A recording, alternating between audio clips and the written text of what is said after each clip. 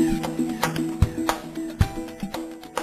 right, well, it's good to be here today to talk about new technologies, and we'll talk about some things on video monitoring, some things on web-based learning.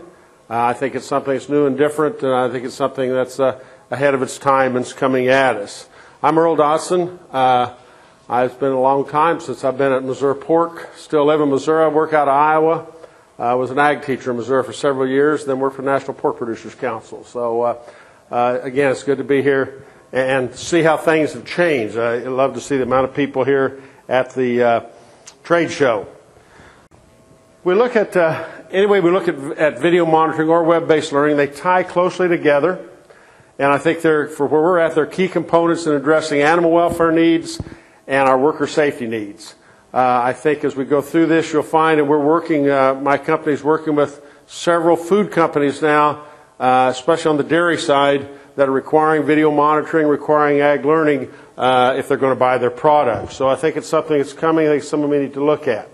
Let's talk about web-based training first. And the way I want to address this is, why is employee training important? I think it's something that we all say is important. Now the question is, do we really do it? And that's where I come at. Former company that I had, we did a lot of investigative audits. That means we went on a farm after an activist group had made various claims about what was going on, and then we investigated and see what was actually happening.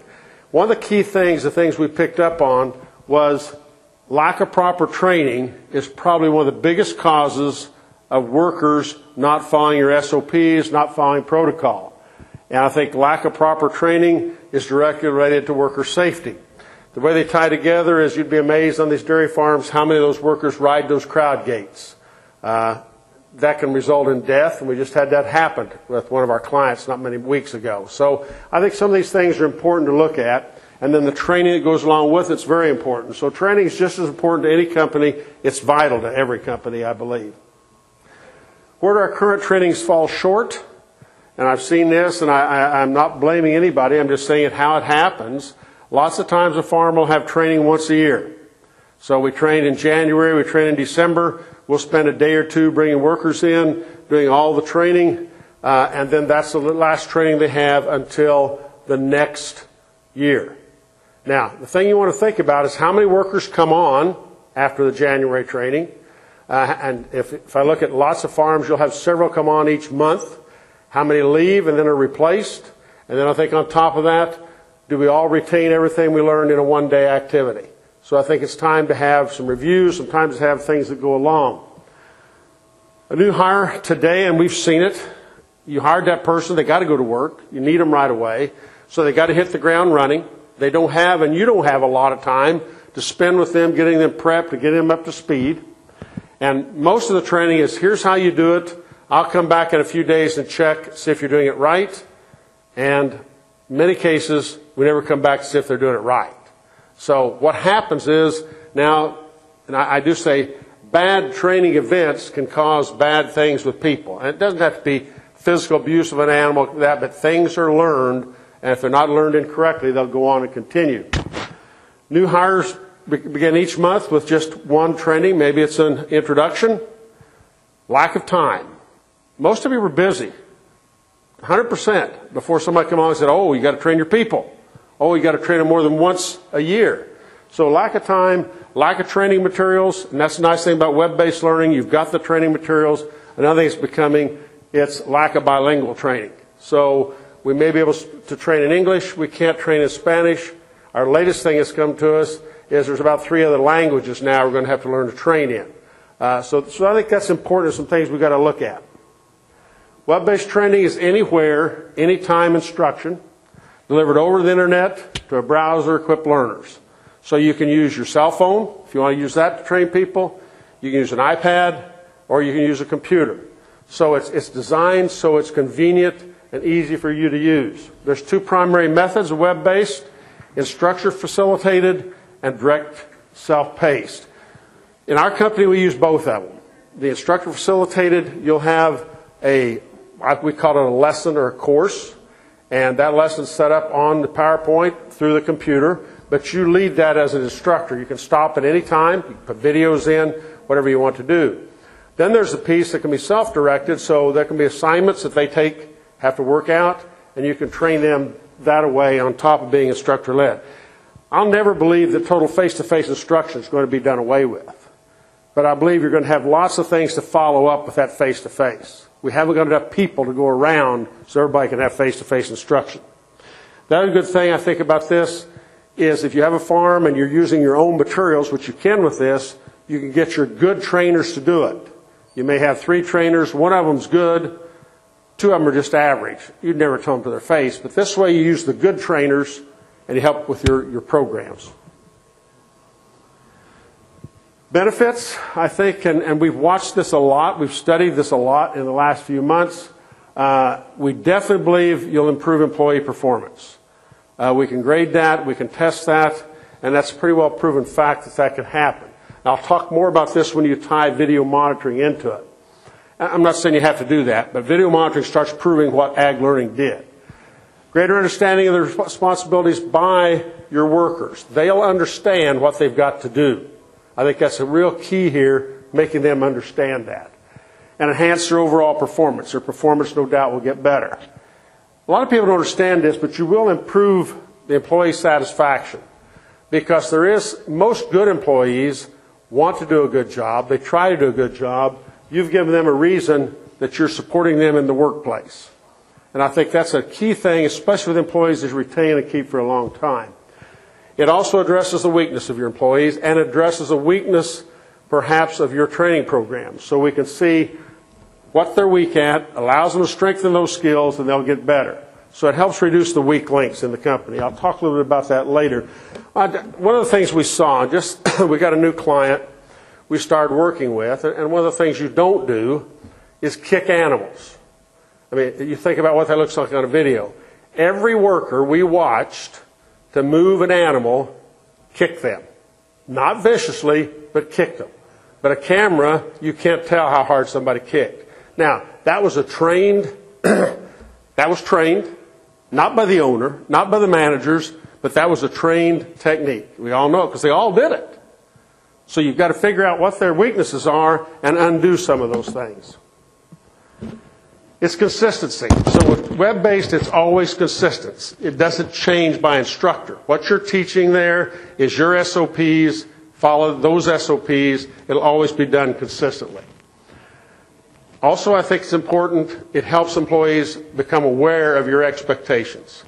The one thing we learned when we did investigative audits was how many employees were not aware of what you expected of them.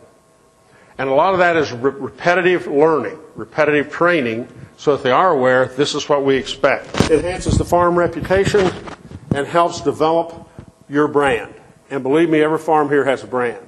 You may not realize it, but you do have a brand. Now, these are just some things that we've talked about can be trained in. This is available to any, and it's not just our company, no, any companies do this. These things are available. You can see there's lots of courses there, lots on pork animal welfare, lots on worker safety.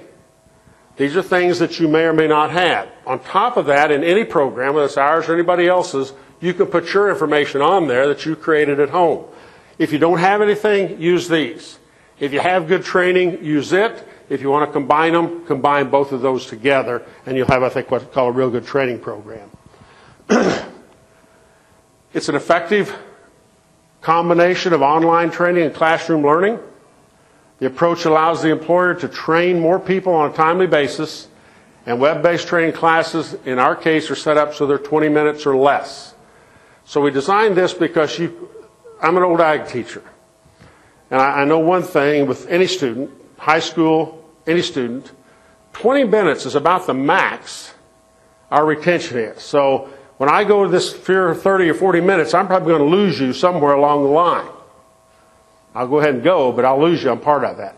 So if they can come in over lunch hour, before work, after work, 15 minutes, get trained, take a test, and you can track it, that's ideal. It's good for your company. It's good for the employee. So we think that's an important piece of this to do. The way it should be set up is you should train either through instructor-facilitated, self-directed, before work, during lunch hour, after work, and have bilingual presentations. You should test. And those tests should be so they can take them bilingual depending on what they speak. The test should also have an auditory option. One of the things we've learned and found, especially with Hispanic workers, if you think about their background, they can speak English, they can speak Hispanic. For some reason or other, they have a hard time reading it. Now, you think about where some of them came from as far as their parents were migratory workers. They really never had what you'd call a formal education. So they're as smart as anybody, but they may not be able to read. We found that out through some of our training, so give them the auditory option. So with ours, you can have an oral test so they can answer the questions orally. And it provides an immediate record. So you're going to know immediately if they passed or if they didn't pass or if they need more work. The other important piece I think any web-based learning has to do is to track it. You don't have time to say, whoa, wait a minute. 11 months ago, I gave John his safety test. We have to do that for insurance purposes every year. This thing will notify you. 60, 30, 15 days out, it'll start notifying you that, oh, wait a minute. John needs to be trained on his tractor safety or pig processing or whatever it happens to be. You name it. Any good web-based learning will be able to do that. We'll be able to test, train, test, and track. And that's a real key. And to me, one of the most important things is tracking, because I think it's one of the things we don't do without some kind of mechanism. I think an investment in web-based training is an investment in your future. I think it's an investment you should be willing to make. I think the situation where the benefits it's a situation where the benefits can far outweigh the costs. I do think, and we're working now with 2 companies that are going to require third-party verified training, and these are milk companies, third-party verified training for you to sell their product to them. The reason is both these companies, their brand can be associated or directed right back to one of those farms. So if that farm has a problem, they want to be able to know that, okay, third party, they've been trained, and here's what they've been trained on. So we think that's important. We think this is one of the things that's coming down the road that we have to be aware of. Go to video monitoring, then we'll come back and answer any questions. Video monitoring is pretty new to on-farm. We've had video cameras that lots of people, we go to lots of farms that have video cameras, and the dust is that thick on them. They're not being used, but somebody sold it to them. So one of the things we think is important is for you to know what's going on the farm. Now, I like this picture because everybody here wants their workers and wants their animals taken care of. They want their workers to be safe. They want their animals to be cared for properly. And we all think, including myself, our workers do it exactly right. They've been trained. We feel very comfortable with how they're doing it. The problem is what management wants doesn't always happen out there at the caretaker level. And you'll see what I'm talking about here in a few minutes. What's video monitoring? Video monitoring is placing cameras in key areas around the farm. They're observed by a third party, and those cameras are going to be placed where, if we're talking about animal welfare, where there's human and animal interaction. So you think on your farm, where do we have interaction with the animals, your workers? They're also placed, in some cases, where you've got key areas where worker safety could be a problem. The third party uses an IP address to view those. They'd actually go use a password to get into your facility, to get into, I call it your box, where all the stuff is stored. So nothing's stored on our level. It's all at your farm. Username and password protected. Thus, no video is kept on our premises or on any type of premises. It's confidential. It's secure. It's customizable. We can do however we want it. And what it gives you is 24/7, 365, somebody watching what's going on in key areas of your operation. It's been real interesting. It's one of the things I think is just coming to the forefront today. It delivers real-time data on animal handling and care, on how the employees perform, and security. And we've set these up to be secure for security on an ongoing basis. It's an objective system to monitor what's going on. It monitors those everyday humane handling practices versus one audit once or twice a year. So instead of having an audit, and you still need to have your audit, don't get me wrong, you still have your audit, but now you've got somebody watching that premises, watching those buildings, watching those facilities, watching those animals, and the caretakers all the time. It alerts management when training is needed, i.e. I gave you the example of the kicking the animals. First thing that happens, a call goes to the manager and says, you better look at your video. We just tell them where to look at it at. Look at that video. Reduces risk and everyone in the chain from the producer clear up to the branded company, because now you can prove this is how my animals are taken care of. I say this is your best insurance against a third-party activist attack. Activists take 60 days usually to say, oh, there was a bad thing went on this farm. You'll know within 24 hours that bad thing went on. So you're prepared if the activists come back and say, wait a minute, you waited 60 days, I took care of that 59 days ago. Now who's the bad guy when you start thinking about it?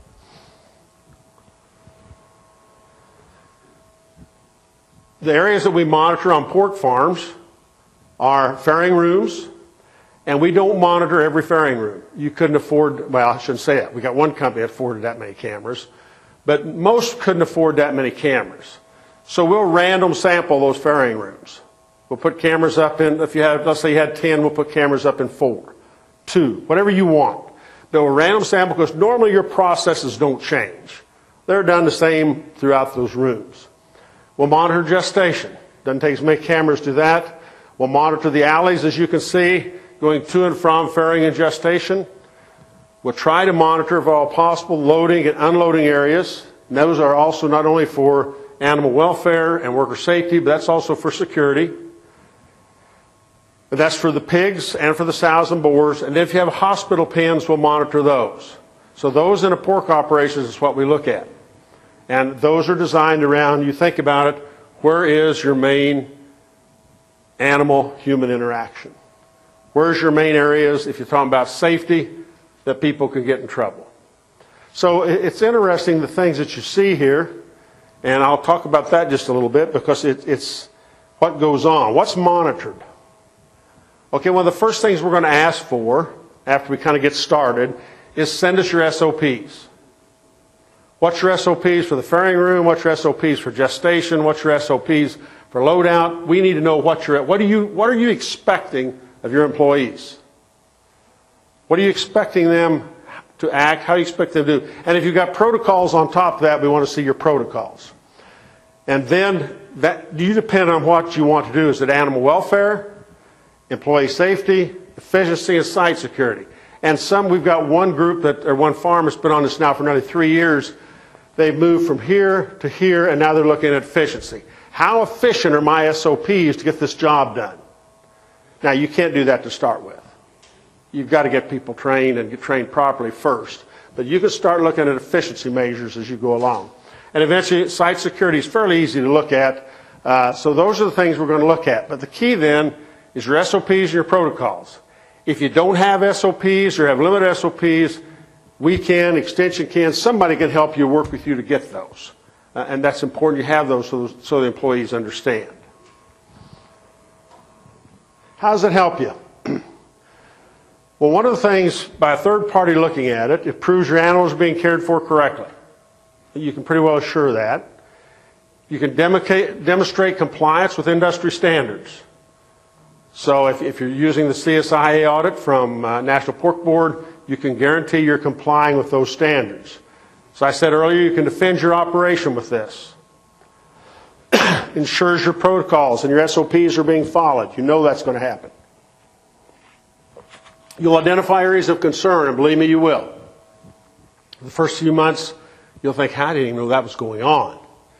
You'll verify only authorized individuals gain access to your property. This is a real interesting one. About when we first started this, one of the areas where we was at, PEDV was rampant. And this guy was working hard, as you can imagine, keep him out. And all of a sudden, we catch this in the nursery facility, 4 o'clock in the afternoon, a guy walks in. And he's not who we've identified. If you understand, we haven't ever seen this guy. And so we called the manager and said, who is this? This was a carpenter who was working on another facility that had PEDV that came to his nursery to see how to fix something. So he's fixing one of his nurseries, came to the other nursery to look at it, walked in. All right, he didn't get PEDV, thank goodness, but at least he knew somebody was there that shouldn't be. Verifies only authorized individuals that gain access, and this thing offers real opportunity for training. What are the deliverables? Okay, if you're signed up for a program like this, if there's an egregious act that's seen on your farm, immediately you'll get a phone call. And one of the rules you'll have to give us, who should we contact? The owner, the manager, who do we contact? And we will make that phone call. And we will make that phone call until somebody responds.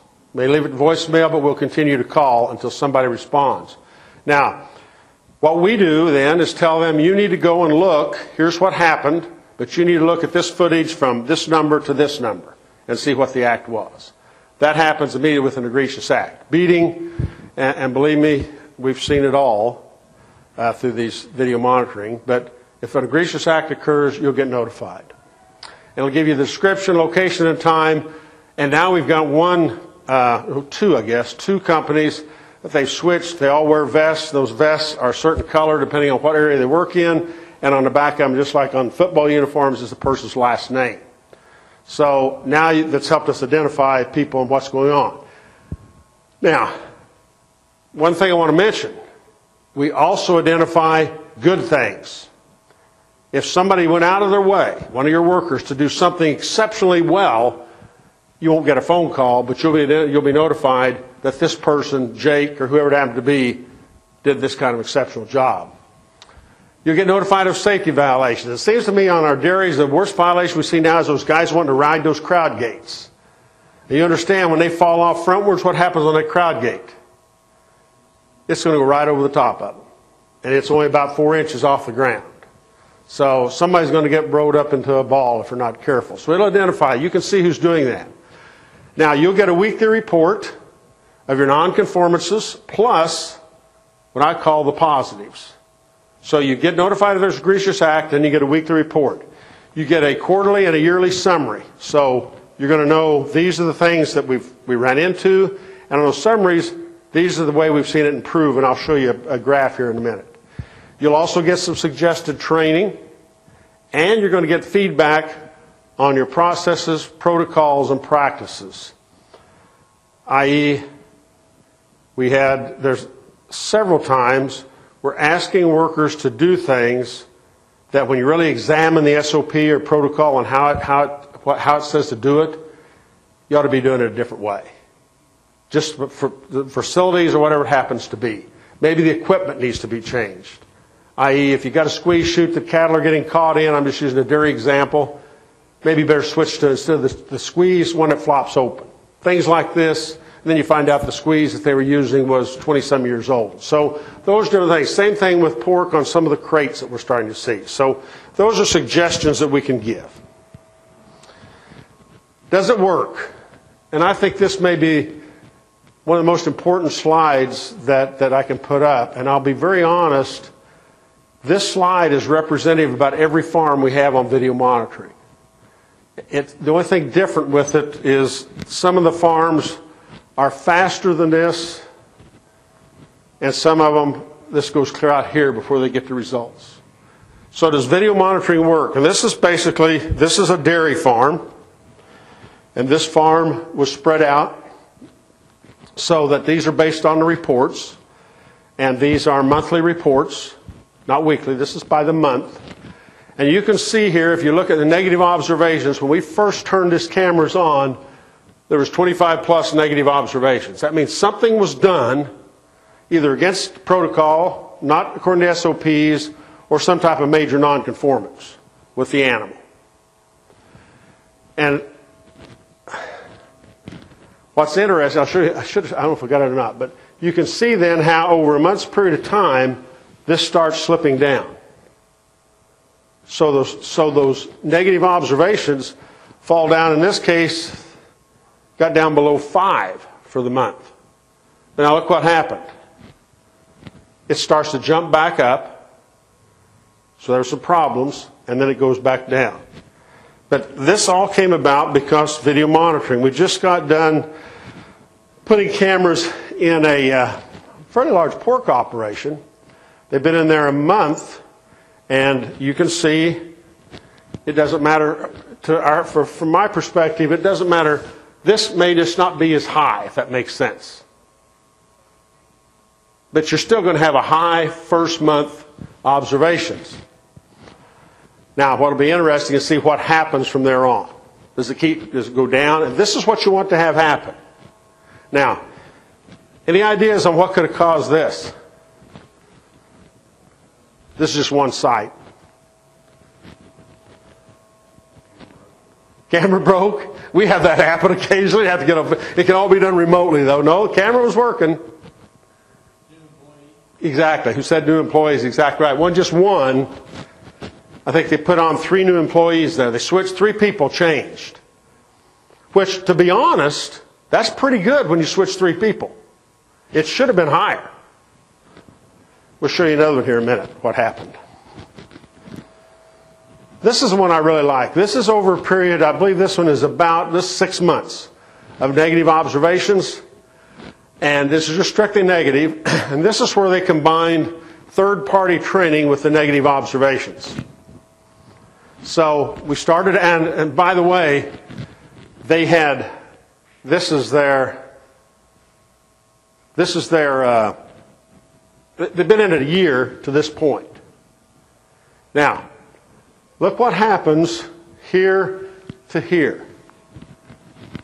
Anybody know what caused that? What would you guess would cause that to change that dramatically? This is one site.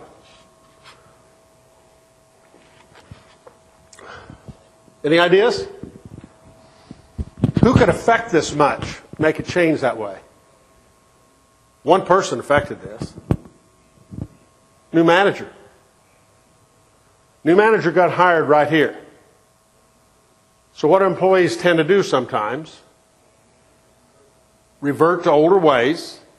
What did this particular person do? Young. This guy was really young. Let him get away with it. Corrected a little bit, but then they really got away with it. He was having lots of problems. So what we did, or what they did, I shouldn't say we, got to this point right here, they implemented third-party training. So based on all of these problems, somebody came in and trained at that point.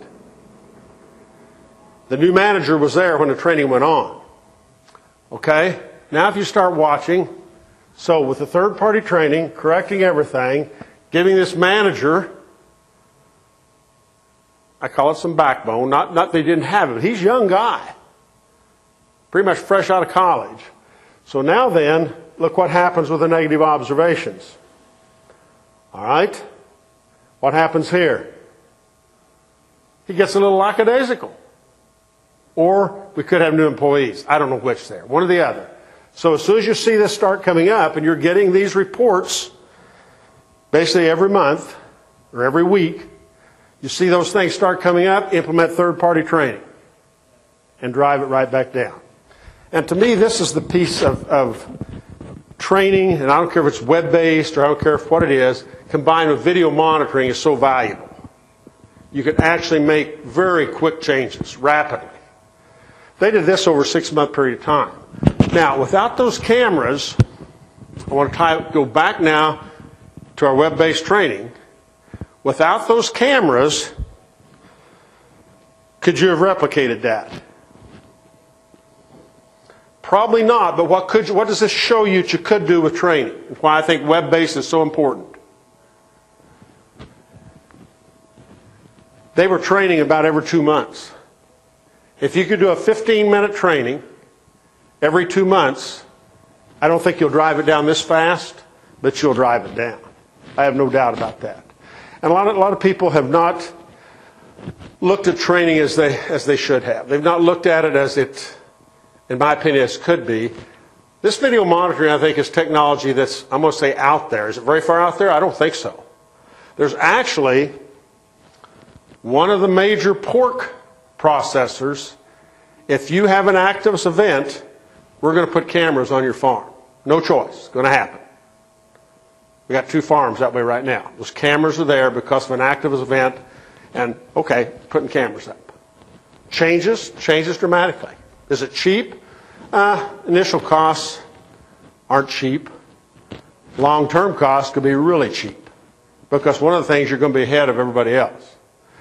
Everybody understand what I'm trying to show here? This was more interesting than I ever thought it could be when we started putting all this data together. Okay, I was at a recent summit, and this summit, and we do a lot of work with the food companies. This summit had a panel of food companies and quick-serve restaurants. This panel was kind of amazing because I don't think they were thinking ahead. Where are we going to be in the future? And one of the things that they said, what single issue is going to separate their suppliers in the future? And the responses from all of them, and those are major companies, were industry transparency, identifying meat industry transparency or lack thereof. And to me, your learning, overseen by a third party, if you want to go to video monitoring, overseen by a third party, that's transparency. That's pure transparency. The other nice thing about this, and I'm going by customers. We've been at this about 3 years. We should say we had 100 customers. We don't. But we had our first customer now be 3 years ago. They put in 3 years last month. We put the cameras up. They are, and it's a dairy, they are in the process of probably within the next year of putting their milking parlor on their website. So 24/7, 365, you can see their people milk cows. Now, that's transparency. Now, are they going to put everything on that website? Never. There's some things people, our public and consumers, just don't need to see, and you know that as well as I do. Agriculture is not all beautiful. But the milking parlor is a pretty neat site. And think about transparency with this public. All they want to see is a little bit. I doubt if anybody watches that. Much over 15, if you watch some cows being milked, it's pretty darn boring. But it's transparent. I think the same thing can happen with pork operations. I have no doubt. Would I advise it much before 3 years? Absolutely not. Too many things can happen and go wrong. So you want to make sure you got your SOPs in order, your protocols in order, and those employees know you're being watched. Now what's interesting too, and I'll back up one, everybody involved here knew there was cameras. Everybody involved here knew there was cameras. If you're in one of our operations, as you drive in, you're going to say video cameras in operation. At every barn, you're going to say video cameras in operation. And all those workers that worked hard enough, long enough, they knew they were being filmed. My point is, it becomes an everyday, you forget about what's going on. You now say, this is how we do it.